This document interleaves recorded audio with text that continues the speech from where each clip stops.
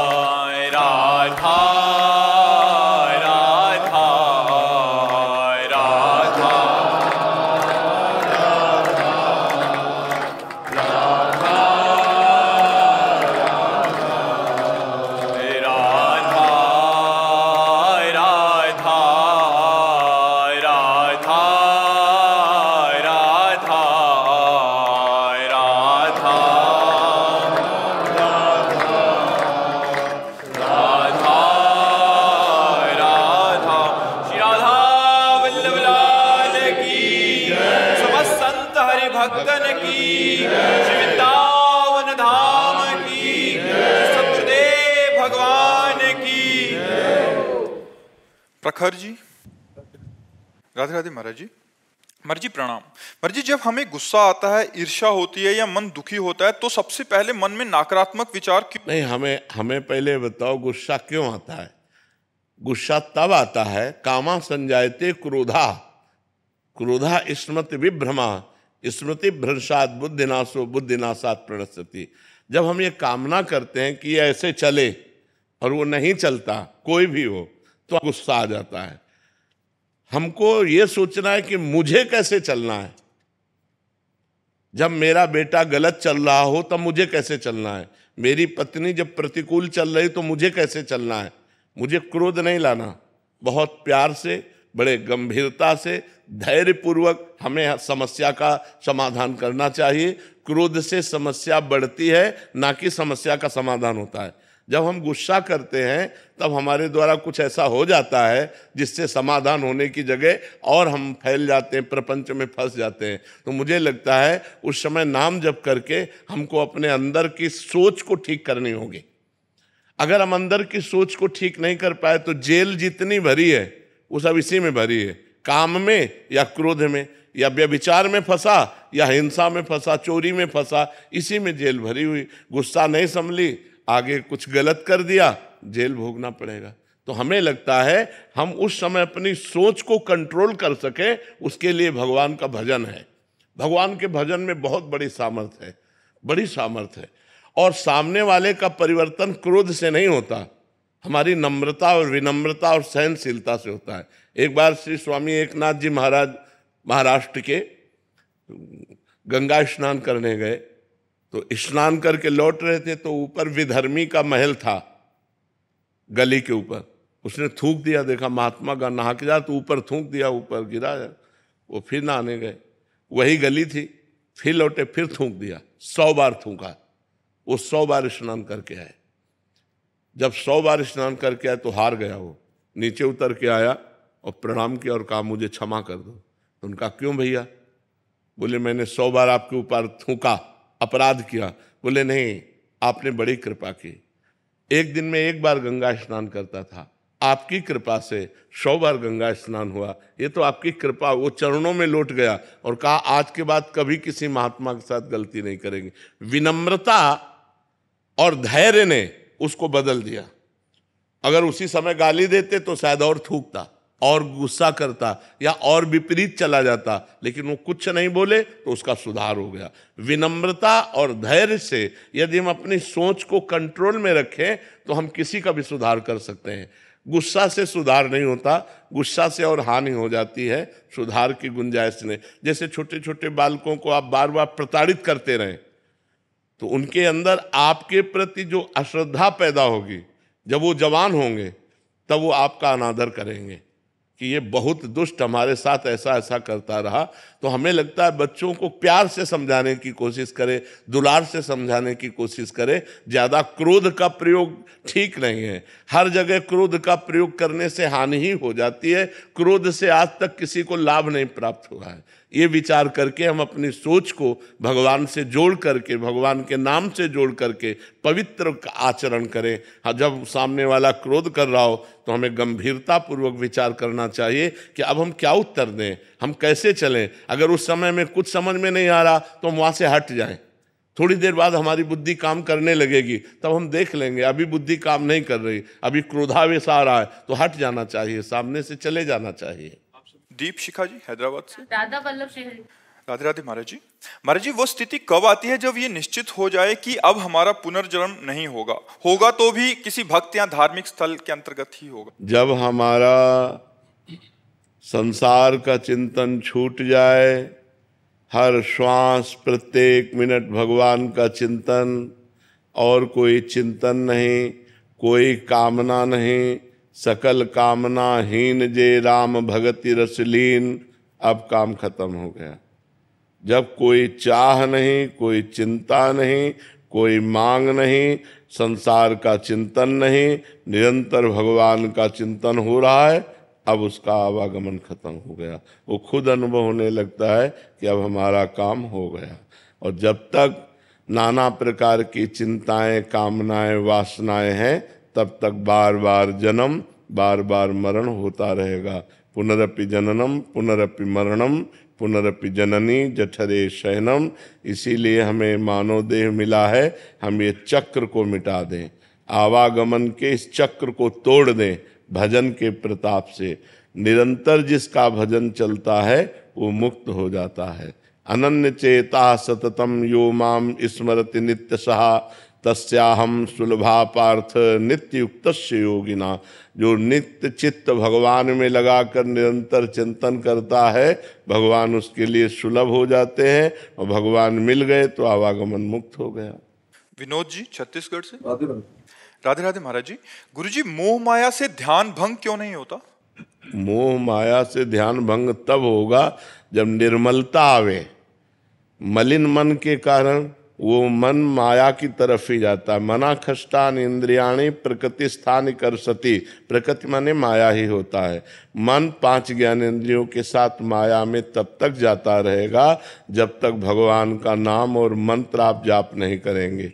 जैसे पानी को कहीं भी छोड़ो वो नीचे ही जाएगा, अगर ऊपर चढ़ाना है तो यंत्र की आवश्यकता है, यंत्र की। ऐसे ही मन को कहीं भी छोड़ो तो माया में ही जाएगा, अगर उसे भगवान में लगाना है तो मंत्र की आवश्यकता है। खूब नाम और मंत्र जप करो तो मन माया की मलिनता से हटकर भगवान की निर्मलता की तरफ लगने लगेगा। जब तक भजन नहीं करोगे तब तक ऐसा नहीं हो सकता। हाँ, राहुल जी बेंगलोर से। श्री हरिवंश महाराज जी। महाराज जी, मेरे जीवन में सबसे जब कठिन समय था तो आपकी कृपा से महाराज जी, आपके उपदेशों ने मुझे बहुत साहस और धैर्य दिया, इसके लिए मैं बहुत बहुत आभारी हूँ। महाराज जी, मेरा एक प्रश्न है कि मैं नाम जप और भजन के पथ पर चलने का पूरा प्रयास करता हूँ, और मुझे पता है कि प्रतिकूलताएं आएंगी और हमें उन्हें सहते हुए आगे बढ़ना है, लेकिन फिर भी प्रतिकूलताओं और हतोत्साहित जब हो जाता हूँ, ऐसी स्थिति आती है, तो ऐसे समय में अपने को खुद को कैसे फोकस रखूं और प्रोत्साहित रखूं कि मतलब आगे का मार्ग प्रशस्त हो सके? देखो, जब हम, किसका प्रश्न है, जब हम भगवान से चित्त जोड़ देते हैं तो इस प्रश्न का उत्तर अपने आप मिल जाता है। ऐसा बल मिल जाता है कि हम उनको सह सकते हैं, क्योंकि हम भगवान से जब चित्त जोड़े हैं ना तो हमारा मन आनंदित रहता है। अगर मन आनंदित है तो हम विपत्तियों को रौंदते हुए निकल जाएंगे, अगर हमारा मन आनंदित नहीं है तो फिर हम गिर जाएंगे। और मन आनंदित होगा जब भगवान से जुड़ें। तो हम वही बात आपको सिखाना चाहते हैं कि भगवान से जुड़ो, गंदा आचरण मत करो, पाप मत करो, मांस मदिरा का सेवन मत करो, फिर देखो तुम्हारा चित्त कितना आनंदित रहता है। कोई व्यसन ना हो और कोई पाप ना हो और थोड़ा भी भजन होगा तो आपका हृदय आनंदित रहेगा। आप पक्का समझो, भगवदा आनंद से ही हम इन विपत्तियों से लड़ सकते हैं, नहीं तो ऐसे ऐसी विपत्तियां पूछो मत। ये माया इतनी विचित्र है, पूछो मत। भोजन की थाली सामने आई और ढलंग गए, कवल नहीं खा पाए, आराम से टहलते जा रहे, पीछे से टक्कर लगा, मर गए। हमारा कब शरीर छूट जाए, हमारा कब क्या घटना हो जाए, इस संसार में कहा नहीं जा सकता। इसलिए मालिक से जुड़े रहो। तो हम विपत्तियों पर तभी हावी हो सकते हैं, भारी पड़ सकते हैं, जब भगवान से जुड़े। नहीं, विपत्तियां हम पर भारी पड़ जाएंगी और हमको गिरा देंगी। आदमी जब निर्णय नहीं कर पाता ना विपत्तियों में, तो सुसाइड जो कर लेते हैं ना, वो विपत्तियों से निकलने का रास्ता सुसाइड सोच लेते हैं, जबकि सुसाइड भारी विपत्ति में फंसा देने वाला है। प्रेत योनि मिलती सुसाइड करने वाले को। तो हमारे ऊपर विपत्तियां भारी ना पड़े, इसलिए भगवान का नाम जप करें, भगवान से चित्त जोड़ें और ये विश्वास करें कि आज दुख आया है तो हट जाएगा, कल हमारे सामने सुख भी आएगा। ऐसा नहीं है जैसे दिन आया है तो रात आएगी, हम तैयारी रखें। अगर रात आ गई है तो परेशान ना हो, दिन आने वाला है। दुख आया है तो सुख आएगा, सुख आया है तो दुख आएगा। ये क्रम चल रहा है, मनुष्य जीवन का क्रम है। हमको तैयार रहना चाहिए। जैसे हम रात्रि के लिए बिजली गई तो हम इन्वेटर की व्यवस्था करते हैं, जनरेटर की व्यवस्था करते हैं कि हम अंधेरे से व्याकुल ना हो। ऐसे ही दुख आने वाला है, हम नाम जप करें, दान पुण्य करें, तीर्थ स्नान करें, तीर्थ याटन करें, जिससे हमारे पास पुण्य हो और मैं उस पुण्य बल से विपत्ति को पार कर जाऊं। निहारिका द्विवेदी जी दिल्ली से। मर्जी राधे राधे महाराज जी। महाराज जी, मेरा प्रश्न है कि यद्यपि अत्यधिक भोगों की कामना ना भी हो तो भी कर्मों में कुशलता और सांसारिक रूप से योग्यता और सफलता की इच्छा बनी हुई है। अगर आप इस इच्छा को करने की कुशलता किसे कहते हैं? जिससे मैं अपने सांसारिक जीवन में रहती हूँ तो नहीं, कर्म कौशलम कहते हैं जो कर्म भगवान को समर्पित किया जाता है। जो कर्म भगवान के लिए किया जाता है उसे कर्म कुशलता कहते हैं। और जो कर्म अपनी वासनाओं की पूर्ति के लिए किया जाता है, मान प्रतिष्ठा के लिए किया जाता है, सांसारिक उन्नति के लिए किया जाता है, वो कर्म कौशलम नहीं है। कर्म कुशलता कर्म कौशलम है भगवान को जो कर्म समर्पित किया जाए, जो भगवान के लिए किया जाए, समाज को भगवान मान के किया जाए, उसे कर्म कौशल कहते हैं, कर्म योग कहते हैं। तो आपने कहा मैं कर्म कुशलता से करना चाहती हूँ, तो कर्म कुशलता है भगवत समर्पण कर्म, भगवत अर्थ कर्म, भगवान के लिए कर्म करना और उसे बहुत पवित्र भाव से करना। जैसे हम रसोई बनाते हैं भगवान के लिए तो पवित्र भाव से, ऐसे हम जो कर्म, जैसे हम संसार में कोई भी कर्म कर रहे हैं तो संसार का हर कर्म भगवान के लिए है, क्योंकि सृष्टि भगवान की है।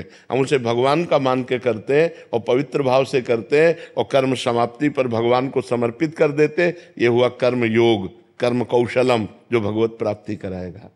तो फिर क्या कहना चाहते हैं? महाराज जी, अगर आप इस इच्छा को करने योग्य मानते हैं तो वो मार्ग बताइए जिससे एक व्यक्ति साधक होते हुए भी संसारी कर्म और प्रारब्ध को कर्म और मन की कुशलता से सामना करे। मां मनुष्य युद्ध छे, भगवान ने खुद अपने श्रीमुख से सब कुछ बता दिया है। सर्वदा सर्वकालेषु मां मनुष्य, सर्वदा माने हर समय, सब समय हमें भगवान का स्मरण करते हुए कर्म करना है। राधा राधा, कृष्ण कृष्ण, राम राम राम। जो काम कर रहे हैं भगवान का स्मरण करते हुए कर रहे हैं। जो हमें पद मिला है, जो हमें कार्य मिला है, मानो आप किसी की बहन है, किसी की बेटी है, आगे किसी की पत्नी बने, किसी की माँ बने, जो हमें कर्तव्य मिला उस कर्तव्य को भगवान की पूजा मानकर, सामने वाले में भगवान की स्थापना देख करके कि इसके हृदय देश में भगवान विराजमान है, और वो हम कर्म करें और नाम जप करें, तो गृहस्थ में रहते हुए भी भगवत प्राप्ति हो जाएगी। वो कर्म उसे बांधेगा नहीं।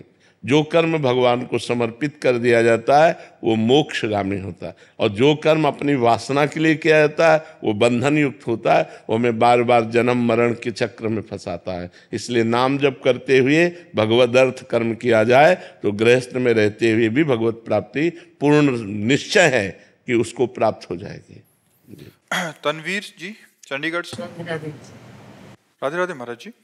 महाराज जी, ऐसा क्यों होता है कि सब ज्ञान और विवेक होने के बाद भी मन विचलित क्यों रहता है? इसका कई बार उत्तर दे चुके हैं। भजन की कमी। जब तक अध्यात्म बल नहीं होगा तब तक अपनी जानकारी का प्रयोग नहीं कर सकेंगे। जैसे हमें जानकारी है कि पाप कर्म नहीं करना चाहिए, लेकिन हम करेंगे। जब तक अध्यात्म बल नहीं होगा तब, अध्यात्म बल है नहीं करना है तो नहीं करना है, चाहे प्राण निकल जाए नहीं करना है, और करना है तो करना, चाहे प्राण ले लो तुम। हम ये धर्म का कार्य करेंगे, तुम रोक नहीं सकते। ये होता है अध्यात्म बल। जब नाम बल होता है, अध्यात्म बल होता है, तब फिर राम काज कीन्हे बिन मोहि कहाँ विश्राम। जे गिर चरण दे हनुमंता चले सुगा पाताल तुरंता। अध्यात्म बल, भगवान नाम बल। अब आजकल हमें जानकारियां तो बहुत है लेकिन प्रयोग नहीं है। दूसरों को बताने की जानकारी है लेकिन खुद प्रयोग नहीं है, क्योंकि भजन नहीं है। अगर भजन हो, भगवान का नाम स्मरण हो, भगवान का नाम जप का बल हो, तो हम जो चाहें वो कर सकते हैं। हम अपनी जानकारी का प्रयोग कर सकते हैं। बहुत जानकारी है, हर व्यक्ति को जानकारी है, और अपनी जानकारी का जो प्रयोग कर ले गया वही महात्मा, और जो अपनी जानकारी का प्रयोग न कर पाया वही दुरात्मा, गलत आचरणों में उतर जाता है। तो अपनी जानकारी का हम सही प्रयोग कर सकें, इसलिए मुझे अध्यात्म की आवश्यकता है। शास्त्र श्रवण, संत समागम, नाम जप, इसके द्वारा हमें अध्यात्म बल प्राप्त होगा। भाव्या जी मध्य प्रदेश से। राधे राधे महाराज जी। महाराज जी, भगवान को प्रसन्न करने के लिए सबसे सरल रास्ता क्या है? मंदिर जाना, सत्संग सुनना, या व्रत रखना? शरणागत। सबसे प्रसन्न करना प्रभु मैं किसी योग्य नहीं हूं। भगवान स्वयं अपने श्री मुख से कहते हैं एकादशी स्कंद भागवत में, व्रतांश यज्ञ छंदांश तीर्था नियमा यमा यथा वरुंधेत सत्संगा सर्वसंगो पहो हिमाम। मैं बड़े बड़े व्रत से वश में होने वाला नहीं, मैं बड़ी बड़ी यज्ञों से वश में होने वाला नहीं, मैं नियम संयम से वश में होने वाला नहीं। अगर मैं वश में होता हूं तो साधु संग से होता हूं। तो साधु संग क्या? भगवान की शरण। हे नाथ मैं जैसा हूं आपका हूं, यही भगवान को प्रसन्न करने का सबसे श्रेष्ठ उपाय है, क्योंकि हमारे पास और कुछ नहीं है। जैसे हम कहते हैं भगवान को भोग लगाएं, यार वो पूरी सृष्टि को पवाता है, हम उसको क्या भोग लगाएं। अब हम कहते हैं व्रत उपवास रहने, इतने से क्या होने वाला है। यज्ञ करे तो उन्हीं की वस्तुओं से, दी हुई वस्तुओं से यज्ञ कर रहे हैं। सबसे बढ़िया बात है भगवान की शरण होना। हे नाथ मैं आपका हूं, जैसा भी हूं पर आपका हूं। हमें ये दावा नहीं है कि मैं आपके लायक हूं, पर नाथ जैसा हूं आपका हूं। प्रभु मैं आपकी शरण में हूं। सबसे बढ़िया बात है। कोटि विप्र बदला गए जाहू, आए शरण तजो नहीं ताहू। भगवान का व्रत है। करोड़ों विप्रों को, ब्रह्म ऋषियों के मारने का पाप लगा हो, फिर भी भगवान की शरण में आ जाओ तो भगवान अपना लेते हैं। भगवान प्रसन्न होते हैं उनकी शरण में जाने से, भगवान की शरणागति। अब शरणागति कैसे हो? फिर उसके लिए है कि प्रथम भगति संतन कर संगा, दूसरे रतिमम कथा प्रसंगा, नवधा भक्ति हृदय में धारण करो तो आत्मसमर्पण हो जाएगा। श्रवणम कीर्तनम स्मरणम विष्णुर्पाद सेवनम अर्चनम वंदनम दास्यम सख्य आत्मनिवेदनम। आत्मनिवेदन का मतलब होता है समर्पण। नवधा भक्ति से आत्मनिवेदन प्राप्त हो जाता है। सुकल्प पटेल जी। महाराज जी, वर्षों से मिली असफलताओं के कारण मेरा जीवन दिशाहीन हो गया है। जो भी लेता हूँ गलत ही हो जाता है। इससे आत्मविश्वास डगमगा सा गया, भय दुख अनिद्रा बढ़ गई है। देखो, जब तक हमारे पूर्व पाप नष्ट नहीं होंगे तो हम कोई भी सफलता का कार्य करेंगे तो हमें असफलता में गिरा देंगे। हम बहुत सकारात्मक सोच रखना चाहेंगे, हमें नेगेटिव सोच में पहुंचा देंगे। यह है पाप का परिणाम। और पाप को नष्ट किए बिना हम सुखी नहीं हो सकते। इसलिए पाप नष्ट करने के लिए और भी उपाय हैं, जैसे तीर्थ याटन है, गंगा स्नान है, और भी है। लेकिन सही सटीक पाप की जड़ का नाश कर दे नाम है। नाम संकीर्तनम यस्य सर्व पाप प्रणाशनम। आधा घंटा नाम कीर्तन करो, जोर जोर से, और चलते फिरते नाम जप करो, देखो सब पॉजिटिव हो जाएगा। हाँ, हम जो कह रहे हैं, नाम कीर्तन करो पहले। भगवान विष्णु का भी 1000 नाम कीर्तन है शास्त्र, लेकिन आधा घंटा कोई नाम कीर्तन करो, जो नाम प्रिय हो आपको। हरे कृष्ण श्री राम जय जय, जो भी राधा राधा राधा, खूब जोर जोर से भगवान नाम कीर्तन करो और चलते फिरते नाम जप करो, फिर देख लो आप उसका परिणाम, फिर आप खुद अनुभव करें। लेकिन लंबे समय तक 2-4 दिन किया और फिर पाप कर लिया, फिर 2-4 दिन किया पाप किया, वो बात नहीं है। पाप आचरण रोक करके और लंबे समय तक करो तो तुम्हारे पाप नष्ट हो जाएंगे, सफलता हाथ लग जाएगी। सबको सफलता क्यों नहीं प्राप्त होती, सबको सुख प्राप्त क्यों नहीं होता, लेकिन सब लोग सुख के लिए ही कार्य करते और दुख क्यों प्राप्त होता है? उसका कारण पाप है। हम पाप कर्म वर्तमान में भी करते हैं और जो भूत में पाप कर्म किए हैं वो परिणाम में आ रहे हैं, इसलिए हम असफल हो रहे हैं, दुखी हो रहे हैं, चिंतित हो रहे हैं। नाम जप करो, बहुत आनंद प्राप्त होगा, बहुत आनंद। हम कह रहे हैं लोक परलोक के सब सुख आपको प्राप्त हो जाएंगे, आप डट के नाम जप तो करो। जैसे लोग कहते हैं कि नाम जप करने से क्या खाना मिल जाएगा, तुम खाना की बात क्या करते हो? अगर भगवान का नाम जप करो तो लोक परलोक सब जगह सुख प्राप्त होता है। जहां पाप नष्ट हुए तो सुख ही सुख घेर लेता है। और अगर भाई पाप कर्म करोगे तो पुण्य के प्रताप से ये मिल जरूर सकता है, लेकिन तुम्हारा नाश हो जाएगा, अंत में तुम्हारा नाश हो जाएगा। अंत में तुम जीरो पे होगे, कुछ तुम्हारे पास नहीं होगा। अगर नाम जप कर रहे हो, आज दुखी हो, चिंता मत करो, कल सुखी हो जाओ। हमको भोजन तक नहीं मिले 8-8 दिन, जो आज हम आपको प्रमाण दे रहे हैं कि हम गाड़ी पे चल रहे हैं, तो कल हमको भोजन नहीं मिला। सर्दी में ओढ़ने के लिए कंबल नहीं था, बोरा ओढ़ते थे, टाट समझते ना, जिसमें गेहूं का आटा भरा जाता है, वो बोरा ओढ़कर सर्दी पार करते थे। और आज हम तो आपको क्या बताएं, जब आप समझ लो यही है तो क्या व्यवस्था नहीं होगी? हर व्यवस्था है, राजा बाबू की तरह भगवान रख रहे हैं। तो कल जो था, वो जो दुख में था, उसमें हम धर्म को नहीं त्यागा, बड़ी कठिनाई से आगे बढ़ते रहे, तो आज वो बात आ गई जो लौकिक और पारलौकिक। ये तो सांसारिक सुख है, लेकिन भागवतिक सुख हम तुम्हें बता भी नहीं सकते कि कितना भगवान हमें आनंद देते हैं। इसलिए नाम जप करो, चिंता न करो, सफलता चरण चूमेगी यदि भगवान की शरण में हो और भगवान के आश्रित हो। विदुषी जी कनाडा से, राधे राधे महाराज जी। महाराज जी आपके चरणों में कोटि कोटि नमन। महाराज जी, जब से आपके श्रीमुख से राधा नाम की महिमा सुनी है, निरंतर नाम जप करने का अभ्यास कर रहे हैं और सभी सत्कर्मों को प्रभु को समर्पित करना भी शुरू कर दिया है, तो आपकी कृपा से हृदय में आनंद की अनुभूति तो होने लगी है, परंतु गुरुदेव भगवान के प्रकट साक्षात्कार के लिए क्या निरंतर नाम जप ही करते रहें या गुरु मंत्र लें प्रभु के साक्षात्कार के लिए? अब जैसा आगे होना होगा भगवान आपको खुद प्रेरित कर देंगे। अभी आप जैसे चल रहे हैं वैसे चलते रहिए। भगवान को प्रेरित करना होगा ना, तो आपके अंदर विकलता हो जाएगी कि मुझे सद्गुरु मिले, मुझे मंत्र मिले, मुझे उपासना मिले। अभी जैसे चल रहे हो आप वैसे चलते रहिए। गुरुदेव शाम सदाशिव से शुरू हुआ था ये सफर, और राधा नाम ने अपने आप ही, हाँ, भगवान शिव की कृपा से ही यात्रा राधा रानी तक पहुंचती है। अपने जीवन की भी यात्रा शिव से ही प्रारंभ हुई और शिव में ही है, और वो राधा रानी में जो पूरा भाव आया वो शिव कृपा से ही आया। कुणाल सेन जी उज्जैन से, राधे राधे महाराज जी। राधे राधे महाराज जी। महाराज जी, मेरे मन में स्वतः ही आपका चिंतन चलता रहता है, मैं मन से आपसे बात करता रहता हूँ, प्रश्न पूछता हूँ, आपको देखकर खुश होता हूँ, आपके विरह में रोता हूँ, जब हंसते हो तो बहुत अच्छा लगता है। महाराज जी, आपका प्रश्न है कि मुझे कोई अन्य साधना नहीं आती, ना ही मेरे मन में कुछ बहुत अच्छा पाने की लालसा है। मुझे तो भगवत प्राप्ति के बारे में भी जानकारी नहीं थी, आपको जानने से पहले इस जीव को बहुत गलत आचरण किए। महाराज जी, मैं निरंतर नाम जप करने का प्रयास करता हूँ, मुझे सिर्फ आप चाहिए, क्या मुझे नाम जप से आपकी प्राप्ति हो सकती है? भाई, हम तो ऐसे ही प्राप्त है, नाम जप की क्या जरूरत? नाम जप से तो हमारे आराध्य देव की प्राप्ति होगी। हम तो ऐसे ही आपके हित मित्र हैं, सबके मित्र हैं, चराचर जगत में हम सबके मित्र हैं, सबके सेवक हैं। हमारे स्वामी की प्राप्ति की याचना करो, हमारे प्रभु की प्राप्ति की याचना करो, और हमारा स्वरूप वही है। ये जो पार्थिव स्वरूप है ये नाशवान है, ये आज है कल नहीं रहेगा, लेकिन जो हमारा स्वरूप है वो हमारे जो इष्ट का स्वरूप है वही हमारा स्वरूप है। जो प्रिया प्रीतम है वही हमारा स्वरूप, वही हमारी आत्मा है, वही हमारे प्राण है।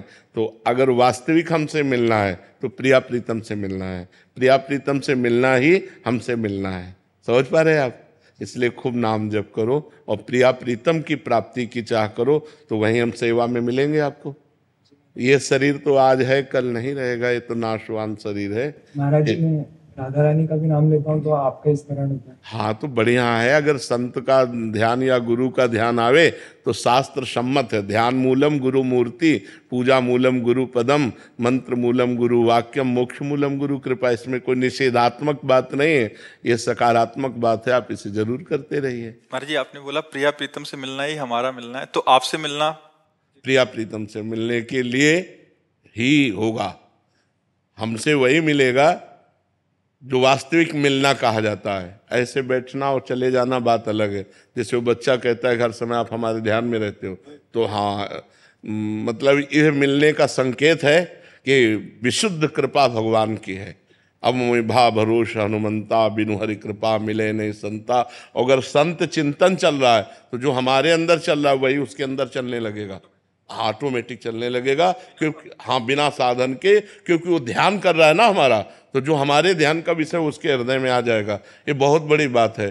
किसी संत का निरंतर ध्यान रहना, उसका चिंतन रहना, मतलब उसके हृदय का पूरा सिस्टम अपने हृदय में जागृत कर लेना है। ये तो कोई कर ही नहीं पाता ना। संत के प्रति इतनी बढ़िया भाववृत्ति कहाँ बन पाती है कि हमारा समय किसी संत सदगुरुदेव के चिंतन में रहे कि हमारे इष्ट तो यही हैं, गुरुर् ब्रह्मा गुरुर् विष्णु गुरुर्देव महेश्वरा, गुरु साक्षात परब्रह्म तस्मै श्री गुरुवे नमः। मैं अपने परब्रह्म का चिंतन करता हूँ, मुझे किसी और परब्रह्म की जरूरत नहीं। ये जो दिखाई दे रहे हैं यही हमें प्राप्त हो जाए, तो उसको जो उनके अंदर चल रहा है वो उसके अंदर चलने लगेगा। गुरुदेव, निकुंज में भी आप हम इस तरह से नहीं मिल सकते। निकुंज का दूसरा स्वरूप है, हम पार्थिव परिचय वाले नहीं रहेंगे। महाराज जी, फिर वहां पर आप हमको कैसे और हम आपको कैसे? जब हमारे स्वरूप को प्राप्त हो जाओगे तो हम आप दो नहीं रहेंगे, एक हो जाएंगे। वहां दो का प्रवेश नहीं। प्रेम गली अति सांकरी तामे दो न समाए, दो का प्रवेश नहीं है, एक का प्रवेश है। आप गुरु स्वरूप हो जाएंगे। जैसे भृंगी कीड़ा दूसरे कीड़े को लाकर अपने छेद में बंद करता है और फिर उसे अपना चिंतन कराता है, तो बिना शरीर त्यागे वो भृंगी बन जाता है। ऐसे ही संत, आप उस शरीर चाहें सब कीन्हा, जो संत का आश्रय ले लिया मन वचन कर्म से, वो वही बन गया जो वो थे। और तो जब निकुंज में प्रवेश होगा तो हम तुम एक ही होंगे, दो नहीं होंगे। हमारा तुम्हारा स्वरूप एक होगा, हमारा तुम्हारा मन एक होगा, हमारा तुम्हारा चिंतन एक होगा। समझ पा रहे जी? वहां मैं और तू नहीं है, एक है। सवाल हल होगा एक आने पर, चाहे भक्ति से हल करो चाहे ज्ञान से हल करो। ज्ञान में एको ब्रह्म द्वितीयो नास्ति, और भक्ति में ब्रह्म नहीं, माया नहीं, नहीं जीव नहीं काल, अपनी ही सुदिना रहे एक रहो नंदलाल। एक पे ही सवाल हल होगा। पूरी सृष्टि को एक में ले आओ, सवाल हल हो गया। मोक्ष को प्राप्त हो गए या प्रेम को प्राप्त हो गए। निखिल कुमार जी, हरियाणा से। राधे राधे महाराज जी। महाराज जी, मैं पिछले 1.5 वर्ष से YouTube के माध्यम से आपसे जुड़ा हूँ, आपकी आज्ञा में रहकर नाम जप का प्रयास भी कर रहा हूँ। महाराज जी, YouTube वीडियो में देखा कि जब साक्षात्कारकर्ता ने पूजनीय देवरा बाबा जी से प्रश्न किया कि आपकी अवस्था ईश्वर लीन है, इसका क्या कारण है, कैसे ये संभव हुआ, क्या क्रियाएं आपने कि ये संभव हुआ, तब देवरा बाबा ने उत्तर दिया, अष्टांग योग मानी ईश्वर में योगी और योगी में ईश्वर, बस यही ईश्वर लीन है, बस इतना ही। और क्रिया तो बताया गया है कि महाराज जी 10 मुद्राओं के बारे में बताया कि 10 मुद्राएं हैं। महाराज जी, इनका अर्थ पूछना चाह रहे थे, और आपके द्वारा बताए गए ब्रह्मचर्य के सभी नियमों का ईमानदारी से अनुसरण करना। नाम जप करो, सब योग का अपने आप पूर्ण हो जाएगा। नाम योग ऐसा है, ये कुंडलनी जागृत कर देगा, ये 60 चक्रों का भेदन कर देगा, ये सब कर देगा। नाम जप में लगो। अब ऐसे शरीर नहीं कि अष्टांग योग का पालन कर सके। 3 घंटे सिद्धासन में, 3 घंटे पद्मासन में बैठना, प्राणवायु को सूक्ष्म करना, अब वो सब नहीं रह गया। कलयुगी प्राणी हो। आसन में कभी बैठे हो? आसन जानते हो? किसका प्रश्न है? आसन जानते हो? पद्मासन सिद्धासन सुना, उसके बाद शुरू किया। तो कितने मिनट बैठते हो? 20-30 मिनट ज्यादा से ज्यादा एकदम फटने लग जाते हैं पैर, फिर 3 घंटे तब बिना हिले डुले 3 घंटे बैठे तब आसनों की महिमा जागृत होती है। अभी तो यम नियम आसन प्राणायाम प्रत्याहार धारणा ध्यान समाधि, ये तो अष्टांग योग भैया। नाम जप करो, कलयुग केवल नाम धारा, सुमिर सुमिर नर उतरे पारा।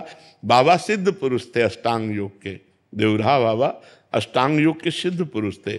हम देवराह बाबा न बनना चाहें, हम देवराह बाबा की बात मान लें। तुम एक बात बताएं देवराह बाबा की, देवराह बाबा के श्रीमुख से निकले हुए वाक्य, जैसे दो लकड़ियों के घर्षण से अग्नि पैदा हो जाती है, ऐसे जबान और राम नाम इसका बार बार घर्षण हो तो दिव्य ज्ञानाग्नि पैदा हो जाएगी।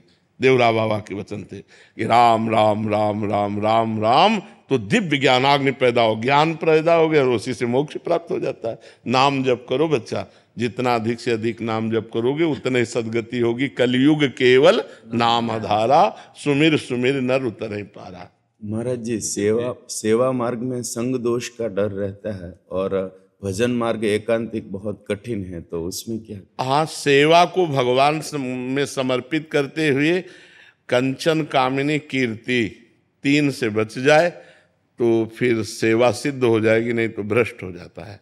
जैसे व्यवहार में सेवाएं होती हैं, तो अब यहाँ भी सेवाएं हैं, तो जैसे ये लोग सेवा में हैं तो इनको इतना कस करके रखे हैं कि ये किसी माता बहन की तरफ गंदी दृष्टि से नहीं हेर सकती, और मतलब कभी व्यवहार में अकुशलता नहीं होगी।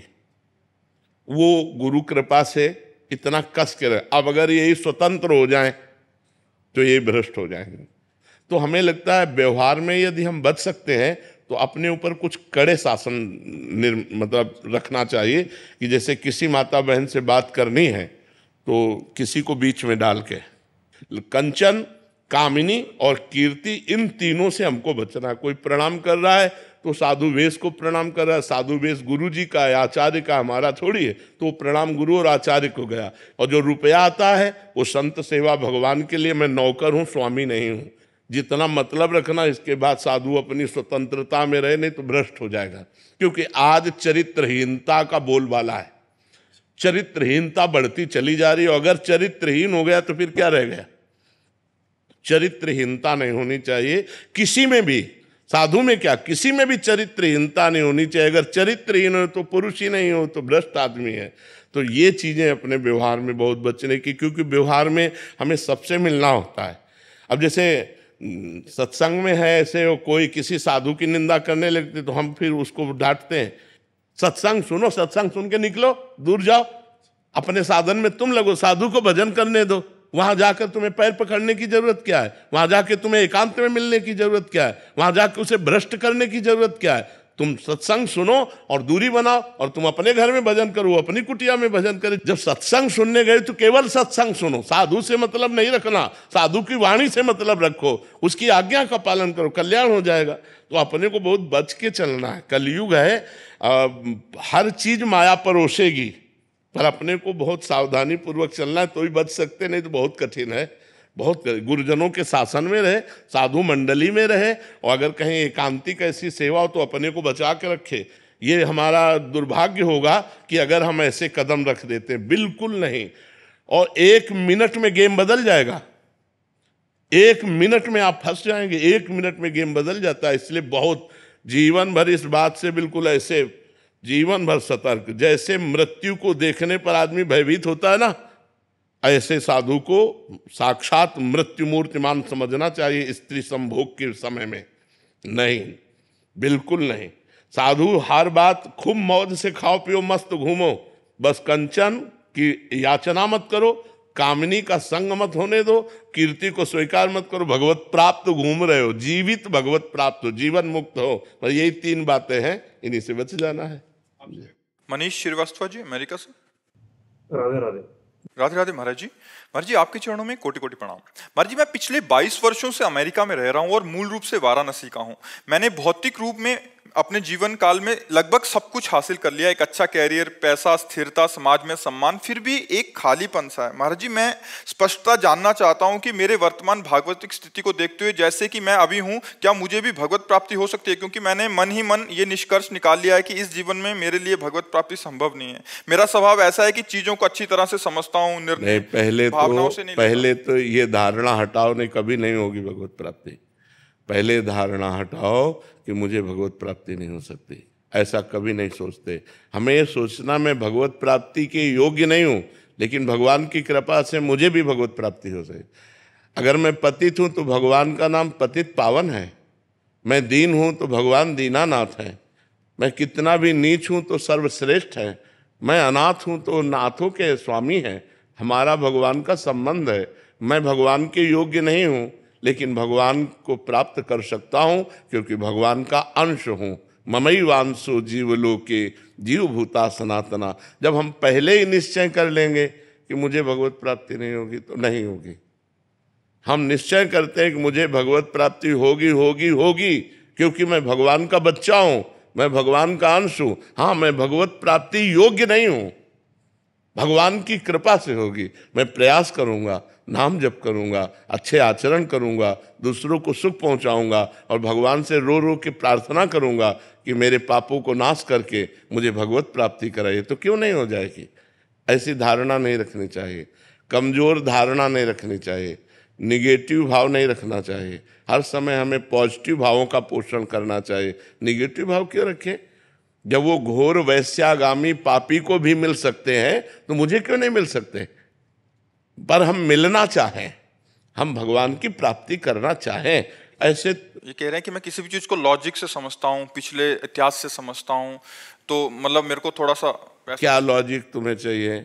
इससे बड़ा लॉजिक चाहिए? तुम भगवान के बच्चे हो कि नहीं हो, भगवान के अंश हो कि नहीं?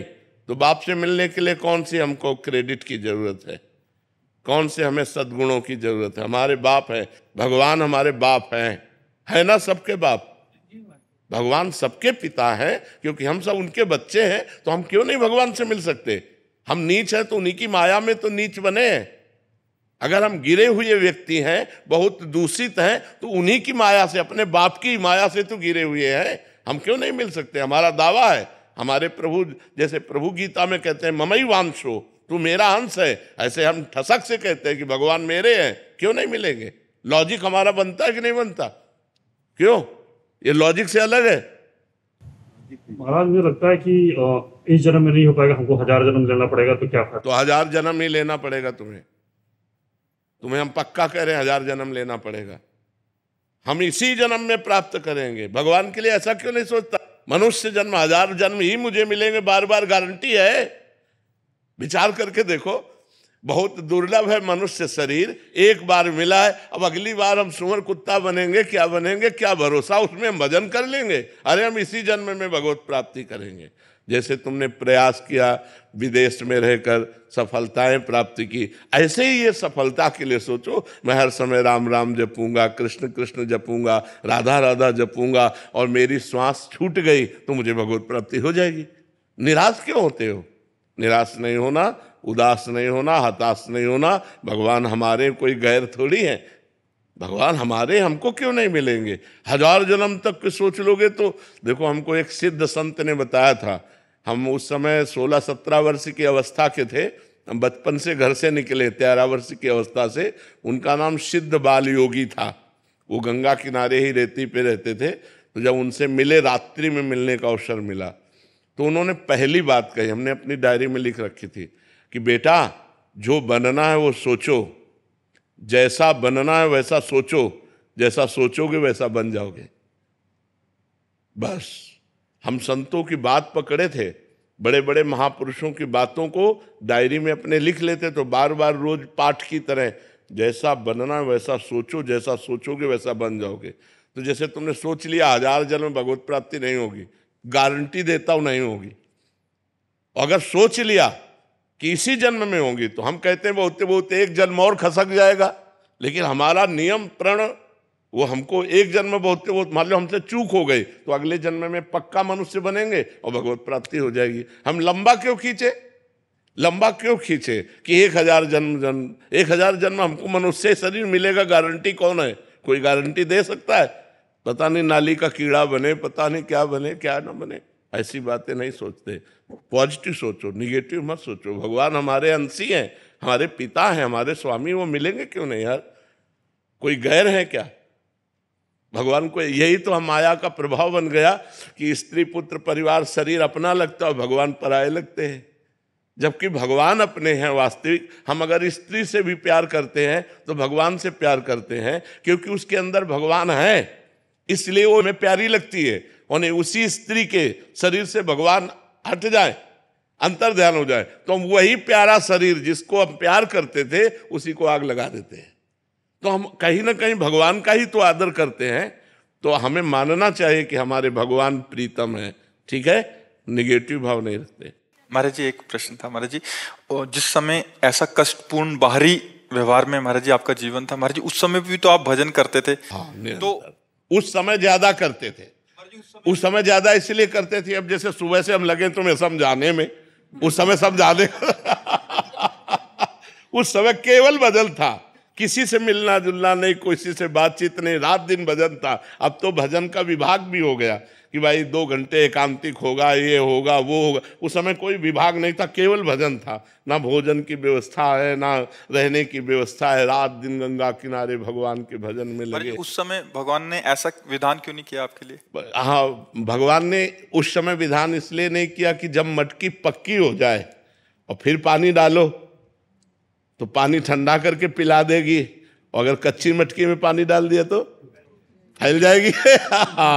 उस समय कच्ची मटकी थे, अगर ये सुविधा दे देते तो फैल जाते। अब भगवान की कृपा से इस सुविधा का कोई फर्क नहीं है। जो हमारा लक्ष्य है वो हमारे साथ है। ये माया का जो प्रवाह है वो हमारे चित्त को आकर्षित नहीं कर सकता, क्योंकि इष्ट गुरु कृपा से मटकी पक्की हो गई है।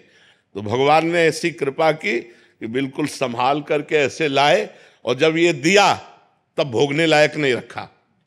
देखो कितने चतुर खिलाड़ी हैं। जब हम खाने लायक थे, जब हम भोगने लायक थे, तब भोग नहीं दिया, और जब भोग दिया तो भोगने लायक नहीं रखा। वो बड़े खिलाड़ी है, वो बड़े कृपालु है, कैसे जीव को बचाते थे। इसलिए भगवान ने उस समय नहीं दिया कि उस समय मटकी कच्ची थी।